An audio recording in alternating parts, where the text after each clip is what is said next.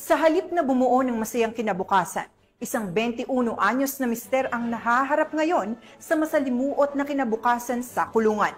Matapos itong mahuli ng mga otoridad sa Paway, Ilocos Norte dahil sa paglabag sa Republic Act 9165 o ang Comprehensive Dangerous Drugs Act of 2002.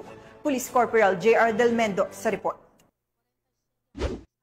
Nang kawala sa mga otoridad ang isang 21 anyos na mister na isa ring street-level individual dahil sa paglabag sa Republic Act 9165 o Comprehensive Dangerous Drugs Act of 2002 sa Barangay Paratong, Paway, Ilocos Norte. Una rito, kasalukuyan noong nagsasagawa ng mobile patrol ang mga miyembro ng Paway Municipal Police Station sa nasabing lugar nang matsyempuhan ng nasabing suspect lula ng isang motorsiklo at mabilis ang pagpapatakbo mula sa timbog na direksyon. Ayon sa report, nang makita umano ng suspect ang mga pulis ay dito na agad umiwas ang suspect. Kasunod nito, ang kahina-hinalang pagtapon nito ng isang sunglasses case. Ang nasabing pangyayari ay nakita ng mga nagpapatrolyang pulis at nang kumpirmahin ang laman ng sunglasses case ay tumambad sa kanila ang dalawang plastic sachet ng hininalang shabu dahilan upang habulin ng mga otoridad ang suspect. Tinangka pa umano ng suspect na tumakas sa pamamagitan ng pagtalon sa madamong bahagi ng lugar pero matagumpay pa rin itong nahuli ng mga pulis. Maliban sa hininalang shabu ay narecover din mula sa suspect ang isang ziplock na naglalaman ng hininalang marijuana